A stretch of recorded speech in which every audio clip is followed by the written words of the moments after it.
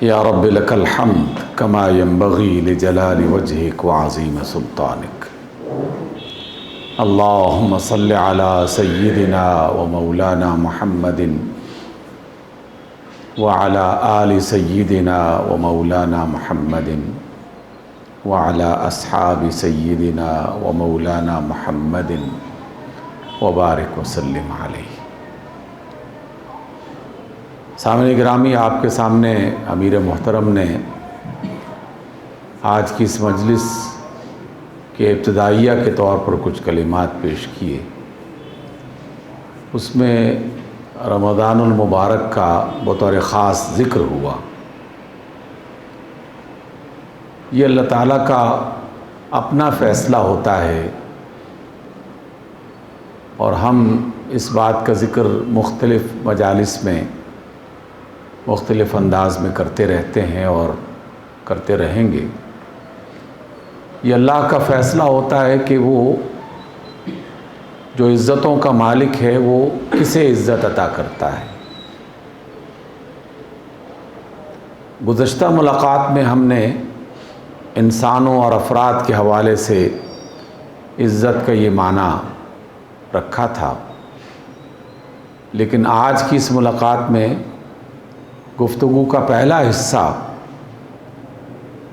عزت کے اس وسیع دائرے کے حوالے سے ہوگا کہ جس میں اللہ رب العزت اگر کسی مہینے کو عزت دینا چاہے تو وہ مہینہ مبارک ہو جاتا ہے، کسی گھر کو عزت دینا چاہے تو وہ گھر عزت والا بن جاتا ہے۔ تو گویا اللہ تعالیٰ کی عزتوں کا جو معنی ہے وہ صرف افراد اور انسانوں کے جہان میں سمجھا جانے والا عزت کا مقام نہیں ہے، کیونکہ بنیادی نقطہ یہ ہے ساری مخلوق اللہ کا کنبہ ہے، اور جب ہم ساری مخلوق کہتے ہیں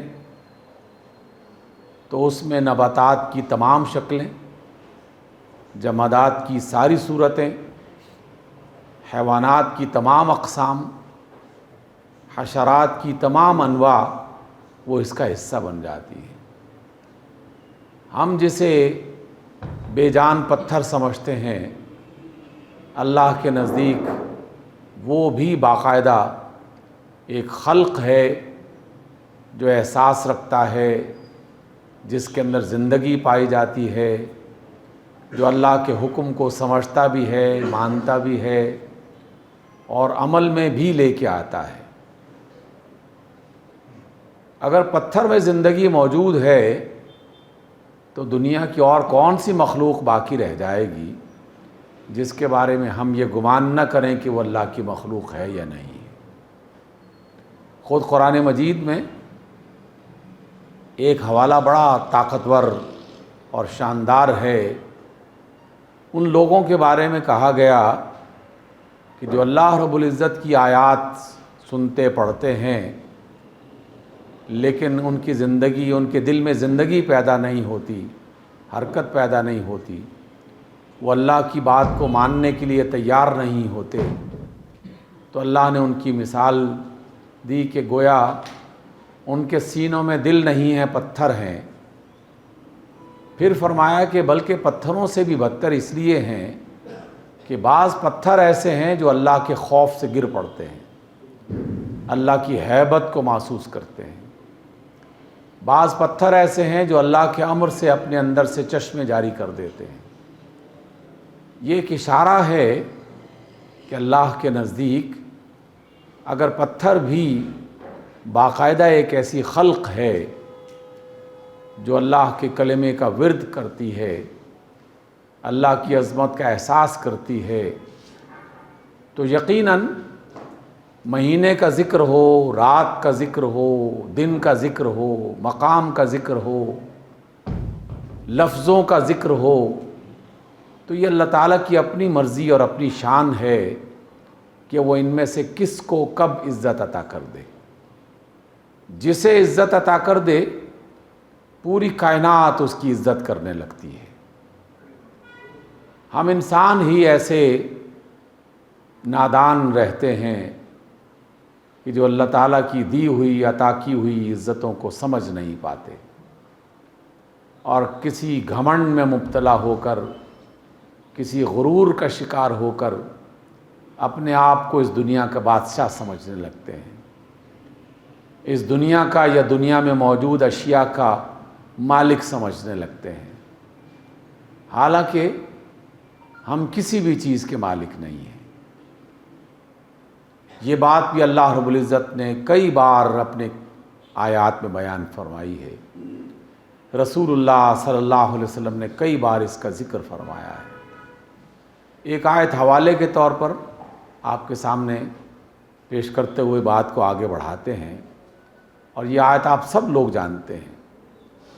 اللہ رب العزت نے فرمایا کہ قیامت کے روز ہم انسان کی زبان پر مہر لگا دیں گے، وہ خاموش کر دی جائے گی، پھر انسان کا اپنا جسم بولنا شروع کر دے گا، اس کے ہاتھ، اس کے پاؤں، اس کی جلد، اس کے جسم کا ہر حصہ وہ بولنا شروع کر دے گا۔ تو زبان پوچھے گی کہ یہ تمہیں بولنے کا طریقہ کس نے سکھا دیا؟ تو جسم کے اعضاء کہیں گے کہ ہمیں اسی نے سکھایا ہے جس نے سب کو بولنے کا طریقہ سکھایا ہے۔ اس کا اذن ہوتا ہے تو وہ بولتا ہے، اس کا اذن نہیں ہوتا تو نہیں بولتا۔ اگرچہ بول سبھی رہے ہوتے ہیں، لیکن ہم انسان جو اپنے آپ کو بہت بڑا سمجھتا ہے وہ اس کی بولی نہیں سمجھ پاتا۔ تو میں نے تو کئی بار اپنے آپ سے یہ کہا کہ پھر ذرا بتاؤ، جہالت تمہارے اندر ہے یا کسی پرندے کے اندر ہے؟ اگر میں چیونٹی کی آواز نہیں سن پاتا اور اس کی بات نہیں سمجھ پاتا، تو جو سن نہ سکے، جو سمجھ نہ سکے، جاہل تو وہ ہوا۔ جبکہ یہ تمام چرند پرند ہم انسانوں کے بارے میں جانتے ہیں، سمجھتے ہیں، سوچتے ہیں، اس کا احساس کرتے ہیں۔ اور یہ بات بھی مجھے رسول اللہ صلی اللہ علیہ وسلم کے اس فرمان سے ملی جو ہم اپنی مجالس میں اکثر بیان کرتے رہتے ہیں۔ آپ علیہ السلام نے فرمایا کہ خیر کا علم لوگوں کو دینے کے لیے جب کوئی معلم اپنے گھر سے باہر قدم رکھتا ہے تو کائنات کی ہر شے اس کے لیے دعا کرنے لگتی ہے، حتیٰ کہ چیونٹیاں اپنے بلوں میں دعا کر رہی ہوتی ہیں اور پانیوں میں مچھلیاں دعا کر رہی ہوتی ہیں۔ تو آخر کوئی نہ کوئی اللہ تعالیٰ کا نظام ایسا ہے نا، ایک ایسا نیٹ ورک اس نے بنا رکھا ہے کہ انسان معلم جس کی نیت کو بھی وہ پہچانتے ہیں کہ یہ خیر پڑھانے کے لیے، خیر بتانے کے لیے گھر سے نکلا ہے، تو کائنات کی چیونٹیوں کو پتہ چل جاتا ہے، مچھلیوں کو پتہ چل جاتا ہے، چرند پرند کو پتہ چل جاتا ہے، حجر شجر کو پتہ چل جاتا ہے۔ ہم ایک وہم میں مبتلا ہیں کہ ہم بہت کچھ جانتے ہیں، حالانکہ کچھ بھی نہیں جانتے۔ بس ہماری زبان ہے جو دنیا میں بول رہی ہوتی ہے، اور ہم بلند آواز میں کہہ کر اپنے آپ کو عالم ثابت کر رہے ہوتے ہیں۔ تو سامعین گرامی، آج کی اس ملاقات کا پہلا سبق ہمیں یاد کر لینا چاہیے کہ اللہ تعالیٰ کی عزتوں کا دائرہ صرف انسانوں تک نہیں پھیلا ہوا، اس نے اپنی طرف سے دی جانے والی عزتوں میں اپنی ساری مخلوق کو شامل کر رکھا ہے۔ وقت بھی اس میں شامل ہے، مہینے بھی شامل ہیں، ساعات بھی شامل ہیں، گھڑیاں بھی شامل ہیں، دن بھی شامل ہے، رات بھی شامل ہے۔ جس چیز کو آپ سوچیں وہ اللہ تعالیٰ کی دی ہوئی عزت کے دائرے میں شامل ہے۔ اور ہمیں یہ کہا گیا کہ جب تمہیں پتہ چل جائے کہ فلاں وقت بابرکت بنا دیا گیا ہے تو اس وقت کو اپنے لیے بابرکت سمجھو اور غنیمت سمجھتے ہوئے اپنے دامن میں وہ برکتیں سمیٹنے کی کوشش کرو۔ اسی وقت کے اعتبار سے اللہ رب العزت نے رمضان المبارک اور اس میں آنے والے دن اور اس میں گزرنے والی راتیں، ان کا بطور خاص ذکر کیا ہے۔ اب رمضان کو ضرورت نہیں ہے کہ وہ ہماری عبادات کے منتظر ہو، اسے تو اللہ نے عزت سے نواز دیا ہے۔ ہمیں اس کا انتظار کرنا ہے کہ وہ عزت والی گھڑیاں کب ہمیں ملیں گی اور ہم ان عزت والی اور برکت والی راتوں اور دنوں میں سے اپنے دامن کو بھریں، اپنے نصیب کو بہتر بنائیں، اپنی آخرت کو کامیاب کریں۔ یہ کوشش ہم نے کرنی ہے۔ خزانہ بتا دیا گیا ہے کہ فلاں وقت، فلاں موقع اور فلاں طریقے سے تمہیں یہ خزانہ مل سکتا ہے۔ اب اس خزانے کو حاصل کرنا یہ ہماری ذمہ داری ہے۔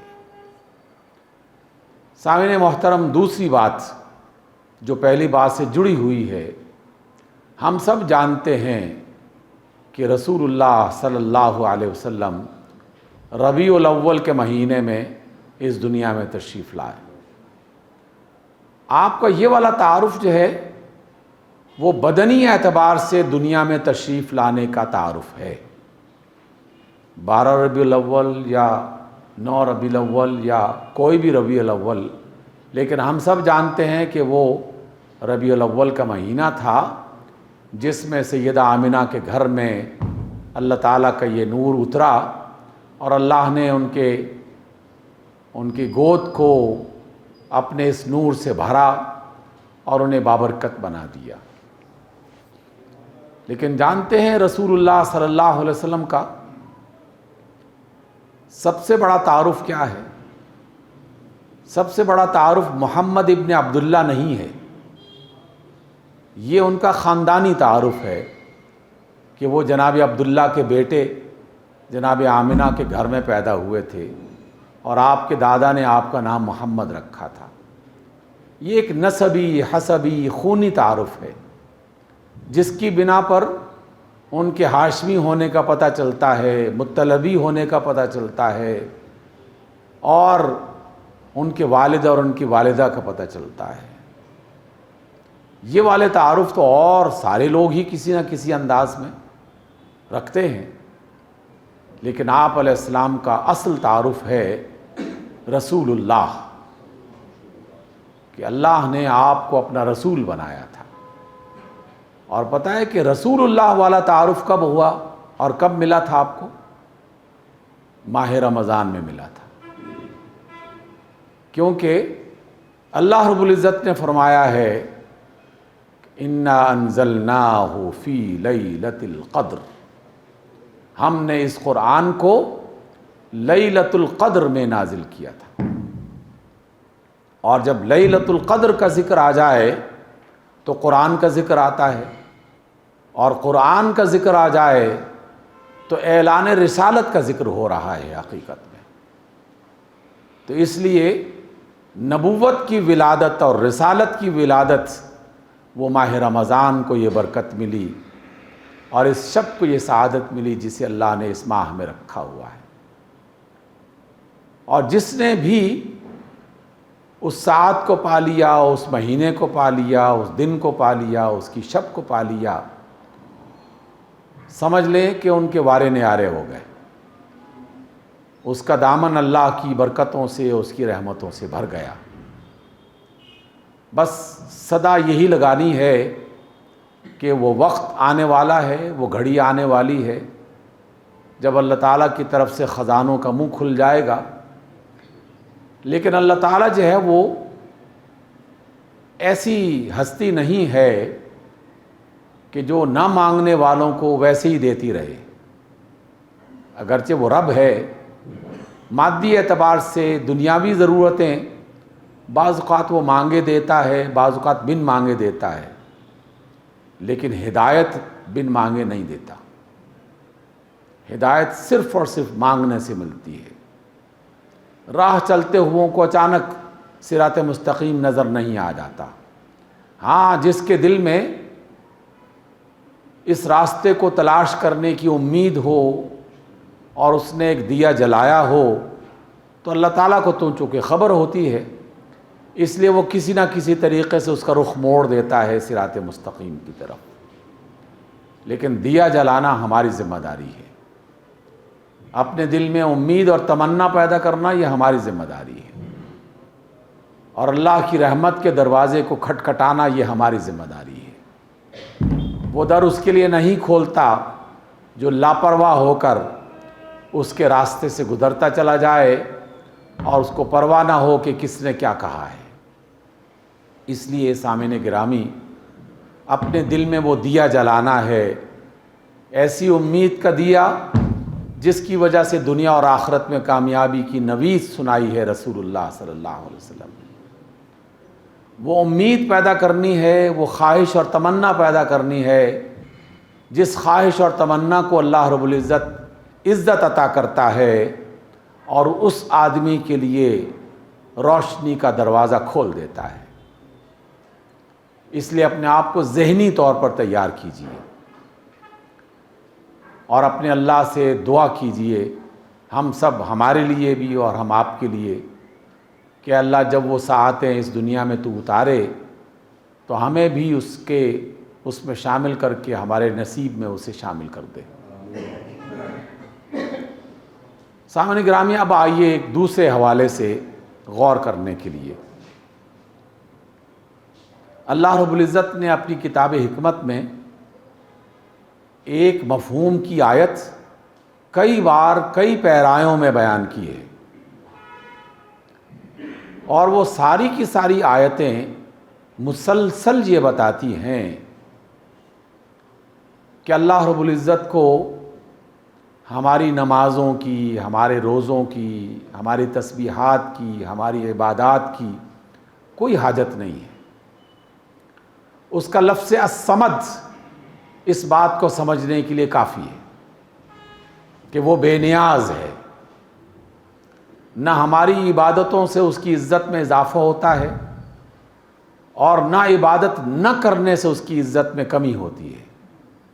وہ بے نیاز ہے پوری کائنات سے اور پوری کائنات کی عبادتوں سے۔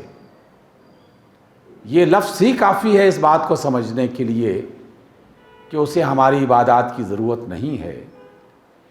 اس کے باوجود بھی اللہ تعالیٰ نے کئی موقعوں پر یہ بات کہی کہ انسانوں، تم کس وہم میں ہو، کس خیال میں ہو کہ ہم نے بڑی اللہ کی عبادت کر لی؟ تم نے کتنی عبادت کی ہوگی؟ اس کائنات کی تو ایک ایک خلق ہر لمحے اس کی عبادت میں مصروف ہے، ہر لمحے۔ یسبح للہ ما فی السماوات وما فی الارض، اس بات کو اللہ نے ایک بار نہیں کئی بار دہرایا کہ ہم اپنی پوری زندگی کی نمازیں اکٹھی کر لیں تو اس کی ایک مخلوق کی ساری جو عبادتیں ہیں ہم سارے انسان بھی مل کر اس کا مقابلہ نہیں کر سکتے۔ جو مخلوقات ہمیں نظر نہیں آ رہی ان کی خبر دی جا چکی ہے کہ کروڑ ہا فرشتے اللہ کے سامنے کوئی سر جھکائے ہوئے ہے، کوئی حالت قیام میں ہے، کوئی حالت سجدہ میں ہے، کوئی اس کی تسبیح بیان کر رہا ہے۔ کروڑ فرشتے جنہیں نہ کوئی وقفہ کرنا پڑتا ہے، نہ وہ تھکتے ہیں، نہ کسی کھانے پینے کی انہیں حاجت ہوتی ہے، پورے اخلاص کے ساتھ، پوری توجہ کے ساتھ کروڑ فرشتے ہر وقت اس کے لیے نمازیں پڑھتے ہیں، تسبیحات کرتے ہیں، ذکر اذکار میں مصروف رہتے ہیں۔ تو ہم سارے انسانوں کی ساری تسبیحات، نمازیں، حج و عمرے اکٹھے کر لے جائیں تو مقابلے میں کیا آتا ہے؟ یوں سمجھ لیجئے کہ آپ نے ذرے کو آفتاب کے مقابلے میں کھڑا کر دیا ہے۔ صرف یہ نہیں کہ فرشتے اس کی عبادت کر رہے ہیں، بلکہ اللہ نے جو ماں کا لفظ استعمال کیا، ہم نے اپنی مجالس میں کئی بار اس کا ذکر کیا کہ یہ تمام حیوانات، نباتات، جمادات کے لیے استعمال ہوتے ہیں۔ تو تمام مچھلیاں، تمام کیڑے مکوڑے، سارے کے سارے پرندے، سارے کے سارے انسانوں کے جسم، وہ اس کی ہماتن عبادت میں مصروف ہیں۔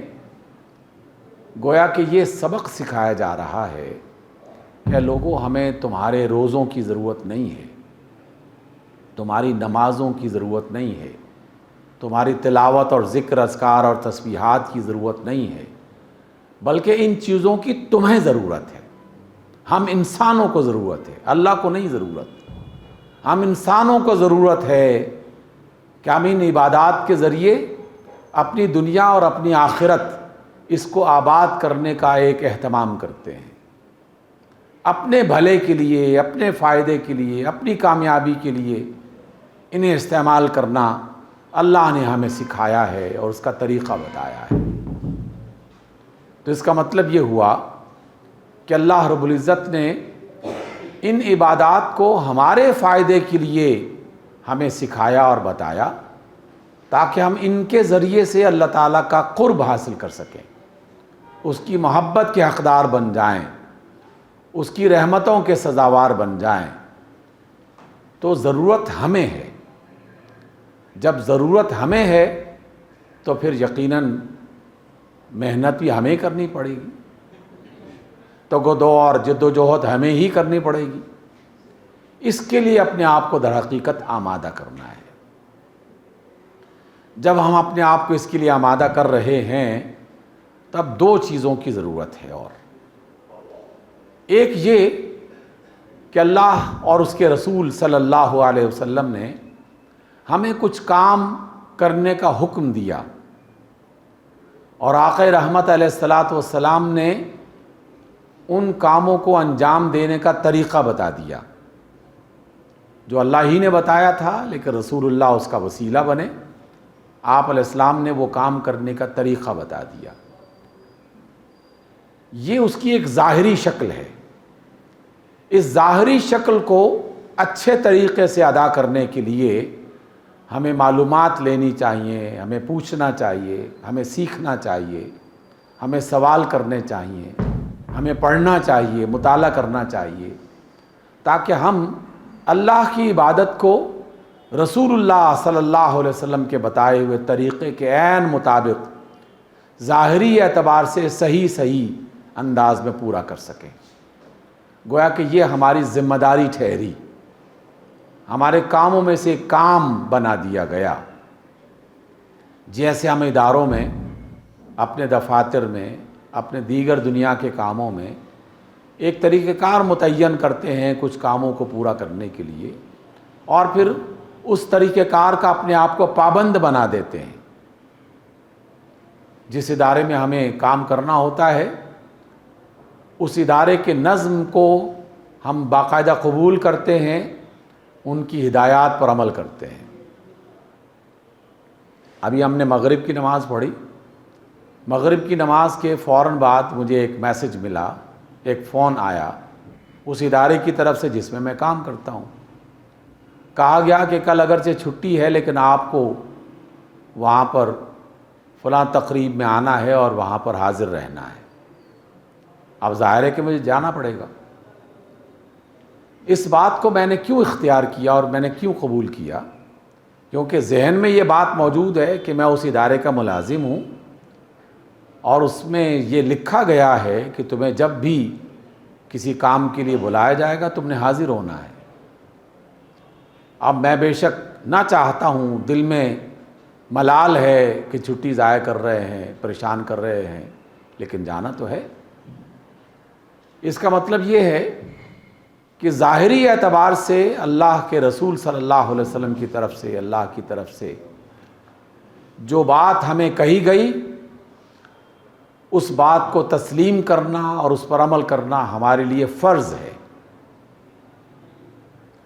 اب جیسے ہی ماہ رمضان آئے گا تو صبح سحری سے لے کر مغرب تک ہم نے کچھ نہیں کھانا چاہے دل چاہ رہا ہو، کچھ نہیں پینا چاہے ضرورت محسوس ہو رہی ہو۔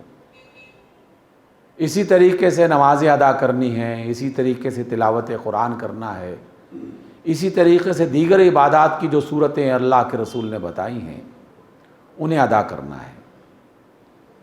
لیکن سامعین گرامی، میں نے اپنی اس تھوڑی سی بات میں ایک جملہ کہا تھا آپ سے کہ اگرچہ یونیورسٹی کی طرف سے مجھے کہا گیا ہے کہ تم نے آنا ہے، میرا دل جانے کو چاہ نہیں رہا۔ میں اگر جاؤں گا بھی تو صرف ایک ڈیوٹی پوری کرنے کے لیے جاؤں گا، ذمہ داری پوری کرنے کے لیے جاؤں گا، لیکن اللہ تعالیٰ کے ہاں ایسا نہیں ہے۔ یونیورسٹی والے میرے دل کی حالت نہیں پڑھ سکتے، نہ وہ جان سکتے ہیں، نہ ان کے پاس کوئی ایسا آلہ ہے کہ وہ میرے دل کے ایسے احساس کو جان سکیں، لیکن اللہ رب العزت کے پاس یہ نظام مکمل طور پر موجود ہے۔ وہ ہمارے دلوں میں آنے والے خیالات سے پوری طریقے سے واقف ہے، نہ صرف وہ بلکہ اس کے فرشتے بھی واقف ہیں، اور وہ میرے روزے کو نہیں لکھیں گے کہ میں نے آج کا روزہ رکھا تھا کہ نہیں رکھا تھا، وہ میری دل کی حالت کو بھی لکھیں گے کہ اس نے روزہ کس نیت سے رکھا تھا، اس کے دل میں خیال کس طرح کا تھا، کہ اللہ تعالیٰ سے محبت اور اللہ کے رسول سے محبت والا جذبہ تھا کہ نہیں تھا، یا محض لوگوں کو دکھانے کے لیے اس نے روزہ رکھا ہوا تھا۔ تو ہماری عبادات کا تعلق جہاں ظاہر کے تمام ارکان پورے کرنے سے ہے، وہاں دل کی راحت، دل کی چاہت، دل کی محبت، اس کا اخلاص اس کے ساتھ بھی جوڑا گیا ہے۔ اور جو اجر ہمیں عطا کیا جائے گا وہ اس ظاہر سے کے ساتھ ساتھ ہماری اس دل کی کیفیت سے بھی جڑا ہوا ہے، وہ خود بخود اوپر نیچے ہوتا رہتا ہے۔ جیسے جیسے بندے کی نیت بدلتی رہتی ہے، اجر و ثواب بھی اسی طریقے سے بدلتا رہتا ہے۔ جس کی نیت جتنی خالص ہوگی اس کا اجر اتنا ہی زیادہ ہوگا، جس کی نیت میں جتنا کھوٹ ہوگا اس کے اجر میں اتنی ہی کمی آ جائے گی۔ اور اگر کوئی بدنیت ہے جو لوگوں کو دکھانے کے لیے کر رہا ہے تو نہ صرف یہ کہ اسے اجر نہیں دیا جائے گا بلکہ اس کے کھاتے میں عذاب لکھ دیا جائے گا، اس کی سزاؤں کا بھی باقاعدہ ریکارڈ وہاں پر آ جائے گا کہ یہ بندہ اے اللہ تیرے حضور کھڑا تو تھا لیکن دل نہیں چاہتا تھا، ابا نے زبردستی بھیج دیا تھا، دوستوں کے ساتھ بس ایسے ہی کھنچ کے آ گیا تھا، ارادہ نہیں تھا اس کا، نہ نیت تھی، تو اللہ تعالیٰ کے ہاں اس کے عمل پر کانٹا لگا دیا جائے گا، سرخ نشان لگا کر نہ صرف اس کے اجر کو ضائع کر دیا جائے گا بلکہ اس کے لیے مزید سزاؤں کا تعین بھی اللہ کی طرف سے ہونے لگے گا۔ تو دوسری بات ہم نے جو سیکھی وہ یہ کہ جو عبادت بھی کرنی ہے اسے ظاہری اعتبار سے اللہ کے بتائے ہوئے طریقے کے عین مطابق کرنا چاہیے، اور باطنی اعتبار سے اللہ اور اس کے رسول کے بتائے ہوئے اس اخلاص پر، محبت پر، چاہت پر مبنی ہونا چاہیے تاکہ یہ عمل ضائع نہ ہو جائے اور ہم اس کی برکتوں کے واقعی حقدار بن سکیں۔ تیسری بات، سامعین گرامی، یہ بات بہت اہم ہے اور وہ یہ ہے کہ اللہ رب العزت نے یہ عبادات جو ہمیں کرنے کو کہا ہے، ان عبادات کا روحانی پہلو اپنی جگہ قائم، اس سے کوئی انکار نہیں کر سکتا، اور میری اب تک کی گفتگو اسی کو ظاہر کر رہی تھی کہ ہم اللہ کی بات مان رہے ہیں، اس کے رسول کی بات مان رہے ہیں، تو پھر ہر عبادت کے تمام ارکان کے بارے میں معلومات بھی لیں اور پوری چاہت کے ساتھ اس کو کرنے کی کوشش بھی کریں۔ لیکن یہ بھی ایک مرحلہ طے ہوگا۔ دوسرا مرحلہ جو ہے وہ ان عبادات کی وہ غرض و غایت ہے جس کا تعلق ہماری اس دنیا میں گزاری جانے والی زندگی کے ساتھ ہے، ہمارے اس جینے کے ساتھ ہے، ہماری اس حیات دنیاوی کے ساتھ ہے۔ اور اس کے لیے اللہ رب العزت نے ہمیں کئی مقامات پر یہ تعلیم دی، اللہ کے رسول نے بھی دی کہ تم جب بھی کوئی عبادت کرو تو اللہ کا حکم تو ہے ہی، اس عبادت پر غور ضرور کیا کرو، اس میں سے حکمتیں تلاش کیا کرو، اس کی غرض و غایت اپنے سامنے رکھا کرو ایک اللہ کی رضا وہ تو سب سے اعلیٰ ترین غرض ہے، لیکن دنیاوی اعتبار سے بھی جو اس کی اغراض ہیں اس کو بھی اپنے سامنے رکھتے ہوئے اپنے اندر وہ انسان پیدا کرنے کی کوشش کرو جو اللہ کو مطلوب ہے اور جو رسول اللہ صلی اللہ علیہ وسلم چاہتے تھے۔ ایسا معاشرہ بناؤ جو اللہ چاہتا ہے اور جو اللہ کے رسول صلی اللہ علیہ وسلم قائم کرنا چاہتے تھے۔ ایسا دل بناؤ جو اللہ اور اس کے رسول پسند کرتے ہیں اور جس کی بنا پر انسانوں کے اندر کی دنیا بدل جاتی ہے، کائنات تبدیل ہو جاتی ہے۔ تو یہ تیسرا کام بھی بہت اہم ہے، وہ میں نے آپ کو بتایا کہ جو عبادت بھی کریں اس پر غور کریں اور یہ تلاش کریں کہ اللہ تعالیٰ نے ہمیں یہ کام کیوں کرنے کو کہا ہے۔ سامعین گرامی، جب ہم غور کریں گے تو آج کی اس مجلس میں چند ایک باتیں جو رمضان سے متعلق ہیں صرف انہی پر بات کر کے اپنی بات کو مکمل کرتے ہیں۔ دیکھیے، جب ہم پکارے جاتے ہیں مسجدوں سے اور کہا جاتا ہے کہ آؤ کامیابی کی طرف، آؤ نماز کی طرف، تو کئی اسباق ہمیں اس موقع پر سکھائے جا رہے ہوتے ہیں۔ پہلا سبق یہ کہ اگرچہ انفرادی طور پر نماز ادا کی جا سکتی ہے، لیکن اللہ تعالیٰ کو اجتماعی انداز میں بہت ساری عبادتیں ادا کرنے میں اسے زیادہ چاہت ہے، وہ زیادہ اچھا سمجھتا ہے، اور وہ تمہارے اندر ایک اجتماعیت پیدا کرنے کی ان عبادات کے ذریعے سے اللہ تعالیٰ کی طرف سے یہ ایک طریقہ ہے۔ تو گویا اہل ایمان کو جیسے ہی اذان کی آواز سنائی دے تو اسے اجتماعی انداز میں نمازوں کو ادا کرنے کا جذبہ محسوس کرنا چاہیے، چاہے وہ چھوٹی جماعت ہو یا بڑی جماعت ہو۔ کسی بھی صورت میں انفرادی عبادت کو اجتماعی عبادت کے مقابلے میں کمتر سمجھا گیا ہے اور اجتماعی عبادت کو انفرادی عبادت کے مقابلے میں زیادہ فضیلت عطا کی گئی ہے۔ حتیٰ کہ وہ دعائیں جو ہم اپنی تنہائی میں خاص اپنے لیے کر رہے ہوتے ہیں، ان دعاؤں کے بارے میں رسول اللہ صلی اللہ علیہ وسلم کا یہ فرمان گرامی ہے۔ میں نے حدیث پڑھی، سیدنا علی علیہ السلام اس کے راوی ہیں اور خود بیان کرتے ہیں کہ میں دعا کر رہا تھا کہ اللہ میری بخشش کا فرما دے، مجھے یہ عطا کر دے، مجھے تیری رحمت چاہیے۔ تو آپ علیہ السلام قریب سے گزرے، دعا سنی ہوگی، تو سیدنا علی فرماتے ہیں کہ رسول اللہ صلی اللہ علیہ وسلم نے میرے کندھے پر یوں کر کے ہاتھ مارا اور کہا، علی سب کے لیے دعا مانگو۔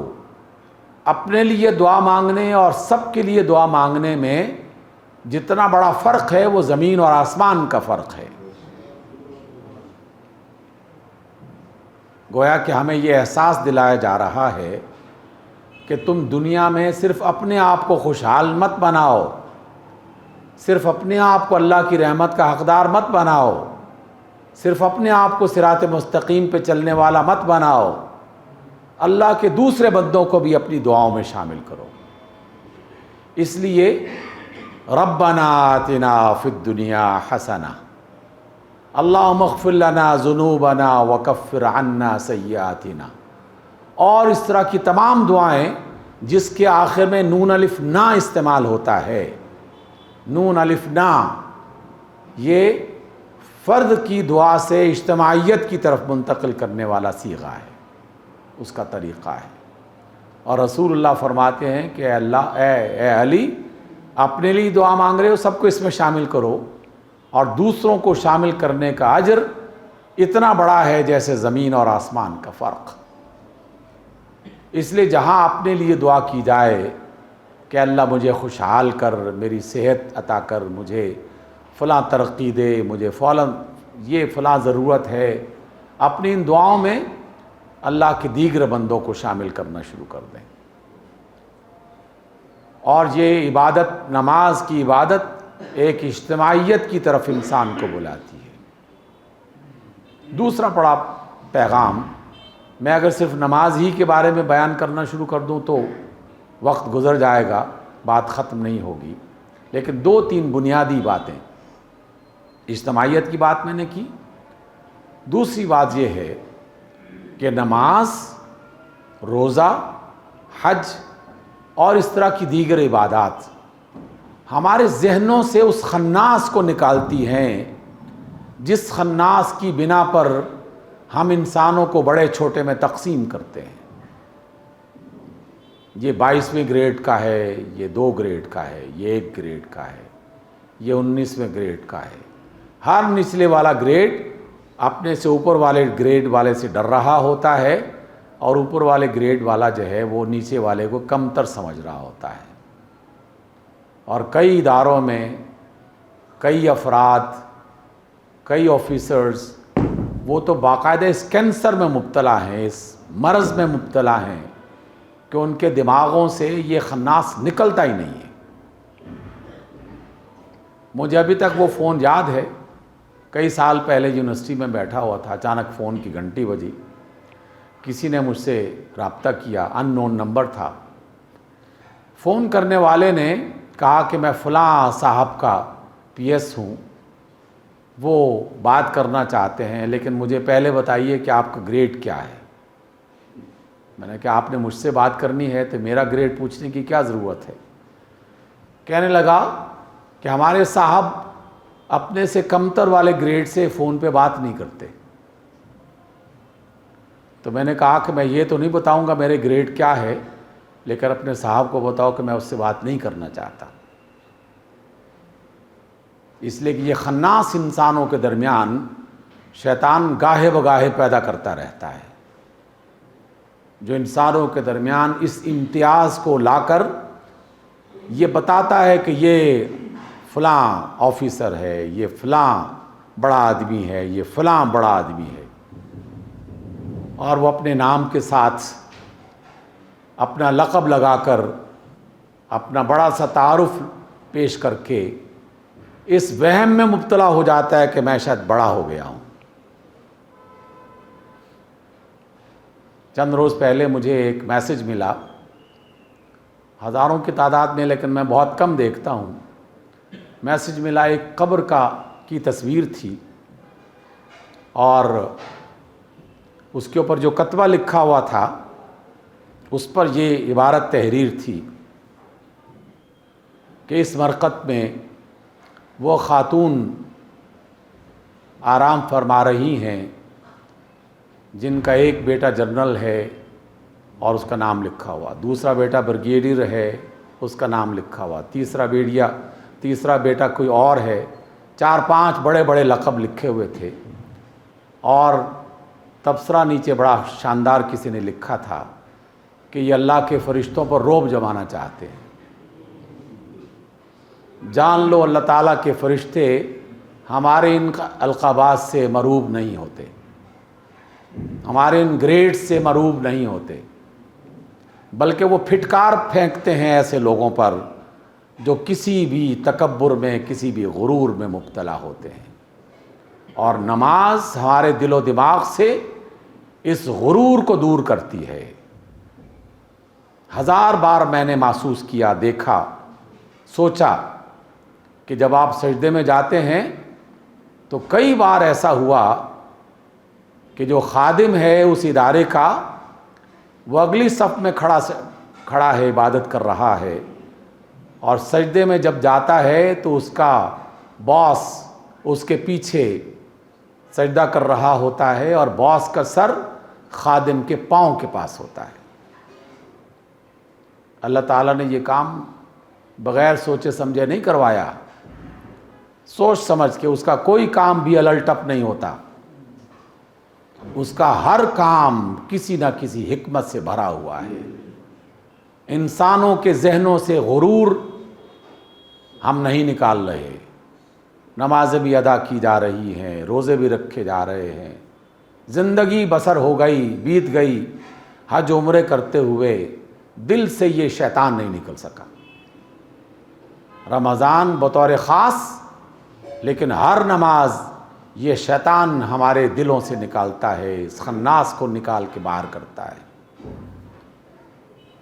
اس لیے سامعین گرامی، اس شعر کو پڑھنے کی ضرورت نہیں، اس کو سمجھنے کی ضرورت ہے کہ ایک ہی صف میں کھڑے ہو گئے محمود و ایاز، نہ کوئی بندہ رہا نہ کوئی بندہ نماز۔ اس لیے نماز کی اس کیفیت کو جاننے کی کوشش کیجیے۔ دوسرا جو تعارف ہے رمضان کا، وہ نوافل کا ہے، تراویح کا ہے، جو اگرچہ نماز ہی کا ایک حصہ ہے لیکن اس کو فرض میں شامل نہیں کیا گیا۔ یہ نوافل میں سے ہے، گویا کہ اضافی عبادت کی جا رہی ہے۔ تو اللہ تعالیٰ یہ بھی ہم سے چاہتا ہے کہ جو فرض ہے وہ تو تم نے ادا کرنا ہی ہے، لیکن محبت تو یہ ہے کہ پھر کچھ اضافہ بھی کیا جائے، اور جس کے اندر محبت ہوتی ہے وہ اضافہ کرتا رہتا ہے۔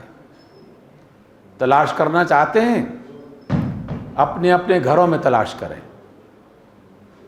ماں اپنے بچوں کو جو عطا کرتی ہے وہ صرف اتنا عطا نہیں کرتی جتنا وہ بچہ مانگ رہا ہوتا ہے۔ باپ جب دیتا ہے اپنے بیٹے کو، بیٹی کو، صرف اتنا ہی نہیں دیتا جو بیٹا اور بیٹی مانگ رہے ہوتے ہیں، وہ اپنی اس محبت اور چاہت کی بنا پر کچھ اضافہ کرتے ہیں اس میں۔ اللہ تعالیٰ چاہتا ہے کہ ہم بھی اس سے محبت کریں، اس کے رسول سے محبت کریں۔ تو فرض نمازیں، فرض روزے تو رکھنے ہی ہیں، لیکن اب کچھ اضافی نوافل بھی ادا کیے جائیں اللہ کی بارگاہ میں، تاکہ محبت کا ثبوت ملے، چاہت کا ثبوت ملے۔ اللہ تعالیٰ اس بات کو پسند کرتا ہے، وہ تو دل کی اس کیفیت کو، محبت کو، چاہت کو جانتا ہے، دیکھتا ہے اور اس کا باقاعدہ اجر دیتا ہے۔ اور دنیا میں آج تک کوئی ایسا پیمانہ نہیں بنایا جا سکا کہ جس میں محبت اور اخلاص کو ماپا جا سکے، لیکن اللہ کے پاس ہے یہ پیمانہ، وہ ماپتا ہے اور ماپ سکتا ہے۔ اسی وجہ سے تو کہا گیا کہ الصوم لی وانا اجزی بہ، روزہ میرے لیے ہے اور میں ہی اس کا بدلہ دوں گا، کیونکہ مجھے ہی پتا ہے کہ اس نے روزہ کس کیفیت میں رکھا ہے، کس حالت میں رکھا ہے، میں ہی جانتا ہوں۔ اس لیے جب وہ کوئی جانتا ہی نہیں ہے تو اس کے پورے نمبر کیسے دے سکتا ہے؟ وہی جانتا ہے، وہی اس کا اجر عطا کرنے والا ہے۔ تو اللہ کے حضور کچھ اضافہ بھی کرنا ہے۔ تیسری بات، غور و فکر کے حوالے سے ہم نے یہ آیت کئی بار پڑھی سابقہ مجالس میں، صبغۃ اللہ ومن احسن من اللہ صبغہ، اللہ کا رنگ اختیار کرو اور اللہ کے رنگ سے بہتر کس کا رنگ ہے۔ ایک بزرگ نے مجھے اس کا معنی سمجھایا اور کہا کہ یہ تو وہم و گمان میں بھی نہیں آنا چاہیے نا کہ کوئی بندہ اللہ کے برابر یا اس کے کسی مرتبے کے برابر، کسی رسول کے برابر، کسی نبی کے برابر، کسی محبت کرنے والے کے برابر بھی ہو سکتا ہے، لیکن اللہ نے خود فرمایا کہ میرا رنگ اختیار کرو۔ تو اللہ کے رنگ ہمیں کہاں سے ملیں گے؟ اللہ کے رنگ اس کی صفات میں سے ملیں گے، اس کے ناموں میں سے ملیں گے۔ وَلِلَّهِ الْأَسْمَاءُ الْحُسْنَى، اللہ کے جتنے بھی نام ہیں سب بہترین، انتہائی حسین، انتہائی خوبصورت نام ہیں اس کے، جتنے بھی نام ہیں۔ اسی وجہ سے اللہ کے بعض بزرگ اللہ کے ناموں میں سے کچھ ناموں کا انتخاب کر کے فرد کی کیفیت اور اس کے دل کی حالت کے مطابق اسے وظیفہ بتاتے ہیں، جس کی بنا پر وہ اللہ تعالیٰ کا نام مسلسل دہراتا ہے، سوچ سمجھ کے پڑھتا ہے، اور آہستہ آہستہ وہ رنگ اس کے دل کا رنگ بننا شروع ہو جاتا ہے۔ تو اللہ تعالیٰ کے جو نام ہیں بے شمار ہیں، لیکن چند نام تو ہم بھی جانتے ہیں۔ آیت الکرسی ہر روز ہی پڑھتے ہیں۔ اللہ تعالیٰ نے یہ فرمایا اور ہم سب جانتے ہیں، لا تأخذہ سنۃ ولا نوم، اللہ تعالیٰ کو جو ہے وہ نہ اونگ آتی ہے نہ نیند آتی ہے۔ تو جس حد تک ہم کر سکتے ہیں وہ کیا ہے کہ اپنی نیند کو کچھ کم کر کے بیداری کے عالم میں اضافہ کر دیں اور اللہ تعالیٰ کا ذکر کرنا شروع کر دیں۔ گویا کہ ہم اللہ تعالیٰ کے رنگ میں سے ایک چھوٹا سا حصہ لے کر اپنی زندگی میں وہ بھرنا چاہ رہے ہیں کہ اللہ تو بیدار ہے، تو نہیں سوتا، چلو آج کی شب ہم بھی نہیں سوتے۔ تیرے نام کے اس رنگ کو حاصل کرنے کے لیے یہ گھڑی ہم بھی آرام نہیں کرتے۔ تیرا نام، تیرا ذکر، تیری عبادت، ہم اس میں اپنے آپ کو جگاتے ہیں۔ اور خود رسول اللہ صلی اللہ علیہ وسلم اپنے آپ کو جگایا کرتے تھے۔ سورہ مزمل میں اس کا اشارہ ہے، بہت ہی قیمتی اشارہ۔ جن لوگوں کو یہ نعمت میسر آئی وہی جانتے ہیں کہ اس کی برکت کیا ہے۔ اللہ نے اپنے رسول سے کہا کہ اے میرے رسول، آپ کو دن کے وقت بڑے بڑے کام سر انجام دینے ہیں، اس لیے رات کو آدھی رات یا اس سے زیادہ یا اس سے کم جاگا کریں، بیدار ہوا کریں۔ اشارہ کیا ہے؟ جس نے بڑے کام انجام دینے ہیں اسے رات کے کچھ حصے میں بیداری اختیار کرنا طاقتور بنانے کا ایک ذریعہ ہے، قوت فراہم کرنے کا ایک ذریعہ ہے۔ رات کی بیداری انسان کے اندر تقوی کی، ایمان کی طاقت پیدا کر دیتا ہے، یہ بیداری کرنا، اور پھر اس قوت کی بنیاد پر وہ بڑے بڑے طوفانوں کا مقابلہ کر سکتا ہے۔ اور سب سے زیادہ بیداری کے عالم میں رسول اللہ صلی اللہ علیہ وسلم نے اپنی زندگی بسر کی ہے۔ اور میں ایسے اللہ کے نیک بندوں کو جانتا ہوں، ان کے ساتھیوں نے بتایا ہے کہ ساری عمر 3 گھنٹے 4 گھنٹے سے زیادہ نہیں سوئے۔ ایسے لوگ موجود تھے اور ہیں، بڑے کام انہوں نے کیے۔ تو سامعین گرامی، اپنے اندر توانائی پیدا کرنے کے لیے، اپنی دنیا میں کامیابی حاصل کرنے کے لیے اس کو تھوڑا سا اپنی زندگی میں شامل کریں کہ اگر پہلے 8 گھنٹے سوتے تھے تو اب 7 گھنٹے سو لیا کریں، 1 گھنٹہ مزید اضافی ایکسٹرا جو ہے وہ اللہ کی عبادت میں، اس کو یاد کرنے میں، اس میں صرف کیا کریں۔ سامعین گرامی، چوتھی بات اور ہے، اور وہ یہ ہے جو اللہ کے رنگوں میں سے ایک رنگ ہے جو روزے کے ساتھ بطور خاص جڑا ہوا ہے۔ ہم سب جانتے ہیں کہ اللہ تعالیٰ کو کسی کھانے پینے کی حاجت نہیں ہے، وہ نہ کھاتا ہے نہ پیتا ہے، جیسے میں نے سونے کا ذکر کیا۔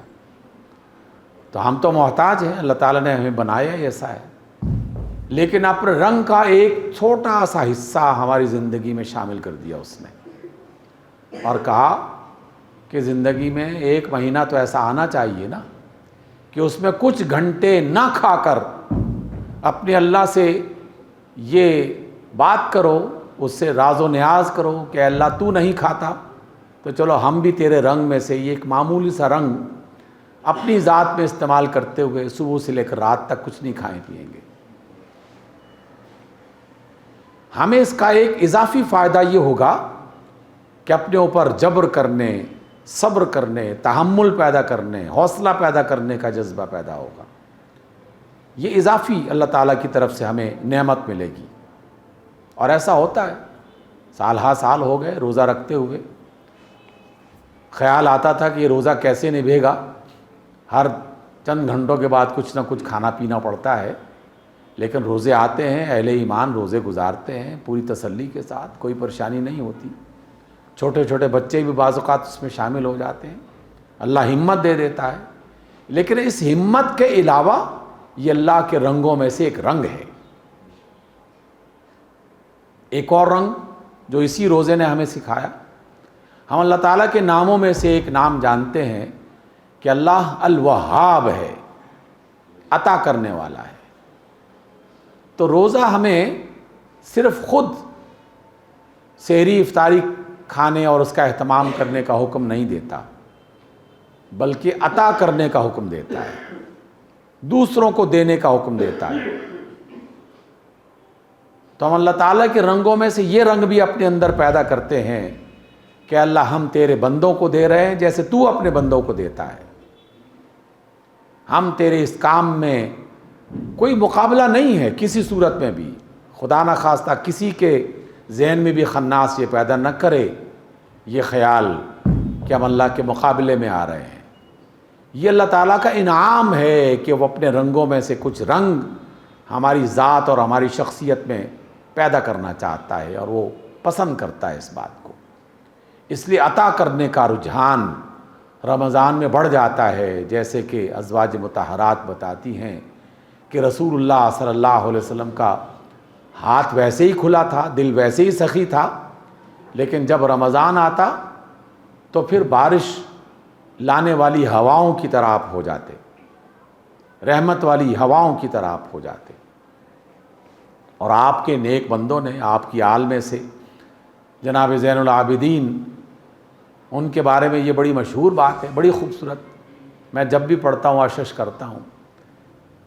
کسی وقت کے بادشاہ نے طواف کرتے ہوئے دیکھا کہ ایک ہجوم ہے جو جناب زین العابدین کے ساتھ کھڑا ہے اور ان کے احترام میں ان کے ساتھ ساتھ چل رہا ہے۔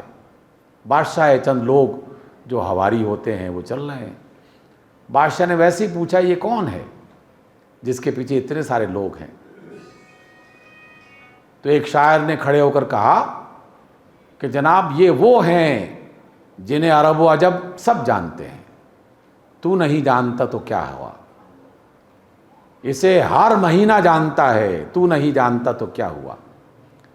پھر اس میں ایک شعر جناب زین العابدین کی تعریف میں فرمایا اس نے کہ ما قال لا قط الا فی تشہدہ لولا التشہد کانت لاؤہ نعم۔ یہ وہ آدمی ہے، یہ وہ ہستی ہے جس نے کبھی لا نہیں کہا سوائے تشہد کے۔ تشہد میں اس نے کہا لا الہ الا اللہ، باقی جو بھی مانگتا ہے دے دیتے ہیں، جو موجود ہے عطا کر دیا، انکار نہیں کرتے۔ اور اگر تشہد میں یہ لا نہ ہوتا تو اس کا یہ لا بھی نعم ہو جاتا۔ وہاں اللہ نے خود کہا ہے کہ لا کہو، نہیں کہو، بتوں کی نفی کرو، تو اس وجہ سے انہوں نے بتوں کی نفی کی ہے، وگرنہ اتنے دل کے سخی ہیں کہ کبھی واپس نہیں لوٹاتے۔ یہ رسول اللہ صلی اللہ علیہ وسلم کی سنت اور اللہ کے رنگوں میں سے ایک رنگ ہے۔ اللہ نے جو آپ کو دیا دوسروں کو دینے کی کوشش کریں۔ دولت دی ہے دولت تقسیم کریں، مال دیا ہے مال تقسیم کریں، علم دیا ہے علم تقسیم کریں۔ جو بھی اللہ نے آپ کو ہنر دیا ہے اس ہنر میں کسی کو شریک کار کر لیں۔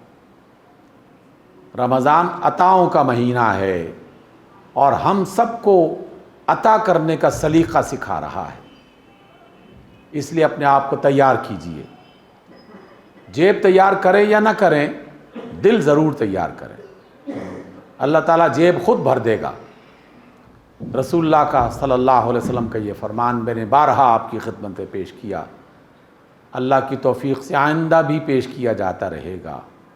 آپ علیہ السلام نے فرمایا کہ میں اللہ کی قسم کھا کے یہ کہتا ہوں کہ کسی بندے کا مال دینے سے کم نہیں ہوگا، صدقہ کرنے سے کم نہیں ہوگا، اللہ کی قسم کھا کے کہتا ہوں۔ اور دنیا والے دیکھ رہے ہیں کم نہیں ہوتا، صرف شیطان اس کے اندر ایک خوف پیدا کرتا ہے، آج دے دیا تو کل کیا کھاؤ گے؟ یہ خوف شیطان کی طرف سے پیدا کیا جاتا ہے۔ اس لیے رمضان عطا کا مہینہ ہے، سخاوت کا مہینہ ہے، اپنے اندر سخاوت کا جذبہ پیدا کیجیے۔ اللہ کا رنگ، رسول اللہ صلی اللہ علیہ وسلم کا طریقہ اور اللہ کے نیک بندوں کی سنتیں، وہ اسی صورت میں ہمیں کامیاب کرتی ہیں۔ تو سامعین گرامی، یہ چند باتیں میں نے یہ کھڑکیاں کھولی ہیں، روزن واقعے ہیں، باقی آپ خود سفر کیجئے، غور کیجئے، اللہ تعالیٰ آپ کے دلوں کو روشن کرے گا کہ ہم نے اپنے رمضان کو کس انداز میں گزارنا ہے۔ ایک آخری بات کہہ کے بات کو میں سمیٹتا ہوں، وہ یہ ہے کہ رمضان میں عام طور پر ہم مسلمان ایک بہت بڑی غلط فہمی اور ایک بہت بڑی غلطی کرتے ہیں، غلط فہمی میں مبتلا ہوتے ہیں اور غلطی کا باقاعدہ ارتکاب کرتے ہیں، اور وہ یہ ہے کہ یار روزہ رکھا ہوا ہے، چلو کام کم کرتے ہیں۔ کام کم کرنا یہ رمضان کی عبادتوں میں سے، رمضان کی سنتوں میں سے نہیں ہے، نہ اللہ کا رنگ ہے، نہ اللہ کے رسول کا طریقہ ہے، نہ جانساروں کا، اللہ کے رسول کے جانساروں کا یہ زندگی میں اس کی کوئی مثال آپ کو ملے گی۔ یہ ہم ہی ہیں جہاں 5 گھنٹے کام کرتے تھے تو 1 گھنٹہ اور کم کر دیا۔ رمضان میں اللہ نے اپنے رسول صلی اللہ علیہ وسلم کو سب سے زیادہ شدید ترین مراحل سے گزارا، سب سے زیادہ شدید ترین مراحل۔ غزوہ بدر سے بڑھ کر کوئی مشقت والا کام ہو سکتا ہے؟ اسی رمضان کے مہینے میں اللہ تعالیٰ نے وہ دکھایا اپنے رسول کو بھی، اپنے صحابہ کو بھی۔ کتنی مشقتوں سے یہ سارا مرحلہ طے کیا ہوگا، جب اس کا موقع آئے گا تو انشاءاللہ اس کی تفصیلات بیان کی جائیں گی۔ تو اس لیے یہ مت سمجھیے کہ رمضان کا مہینہ ہے تو زیادہ آرام کر کے روزے گزارے جائیں، نہیں، آپ تجربہ کر کے دیکھیے، جس روز آپ نے آرام 1 گھنٹے کیا، اگلے دن 2 گھنٹے آرام کرنے کو جی چاہے گا، اور 10ویں روزے کے بعد جسم کی توانائی کم ہونا شروع ہو جائے گی۔ لیکن اگر آپ نے پہلے روزے سے ہی اپنے آپ کو چوک و چوبند رکھا، اپنی دکان، اپنا دفتر، اپنا کام، اپنا ہنر، اپنا علم، جو کچھ بھی ہے اس میں محنت کی، تو اللہ تعالیٰ آپ کی ہمت میں، آپ کی توانائی میں مسلسل اضافہ کرنا شروع کر دے گا، اور آپ کا رمضان بغیر کسی تھکاوٹ کے گزرے گا۔ اس لیے ایک ڈاکٹر صاحب نے کہا تھا کہ bed rest is bed rest. یہ بہت آرام کرنا یہ کوئی اچھا آرام نہیں ہوتا، یہ انسانی جسم کو کمزور کرنے کا ایک ذریعہ بنتا ہے۔ اللہ تعالیٰ میری اور آپ کی زندگی کو رسول اللہ صلی اللہ علیہ وسلم کی طرح چاق و چوبند، توانا، ہمت والی، نیکیوں کی تلاش کرنے والی اور تقوی کے راستے پر پوری توانائی کے ساتھ چلنے والی زندگی بنائے۔ اقول قولی ھذا واستغفر اللہ لی ولکم۔